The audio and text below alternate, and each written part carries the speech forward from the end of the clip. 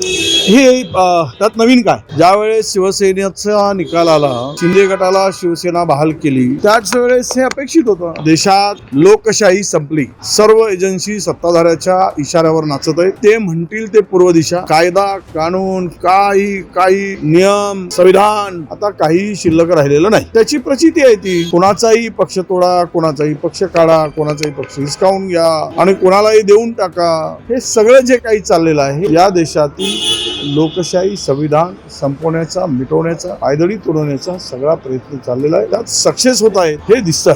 मुळात हा निकाल गृहीत धरूनच आम्ही होतो आणि तो निकाल आज जो आलेला आहे, तो निकाल मला वाटतं की या देशामध्ये आता ज्या दिशेनं हा देश सत्ताधारी नेत आहेत, ती दिशा या देशाला खड्ड्यात टाकणारी असेल. आमदाराच्या संख्येवर जर पक्षाचा मालक ठरत असतील तर हे मला वाटतं की निवडणूक आयोग हा कठपुतली झाल्याचा अर्थ दिसतो. पक्षाच्या स्वतःची घटना असते, त्या घटनेनुसार जो अध्यक्ष निवडला जातो तो अध्यक्षच आमदारांच्या उमेदवारीच ठरवतो. त्याच सहीने त्यांना एबी फॉर्मही दिला जातो आणि ती मुदत काही शरद पवार साहेबांची संपली नव्हती. ज्यांनी हा पक्ष ताब्यात घेतला ते त्या पवार साहेबांनाच निवडून दिलेले होते आणि ते त्या पदावर राष्ट्रीय पक्ष म्हणून, त्या पदावर ते राष्ट्रीय अध्यक्ष म्हणून कायम 40-25 आमदार गेले, 2-4 खासदार गेले म्हणजे पक्ष कोणाच्या मालकीचा ठरतो. हे देशातील आजचा दिवस किंवा कालचा दिवस हे काळा दिवस म्हणूनच या दिवसाची नोंद होणार आहे. लेटेस्ट अपडेट्स के लिए पावर ऑफ वन न्यूज को फॉलो कीजिए.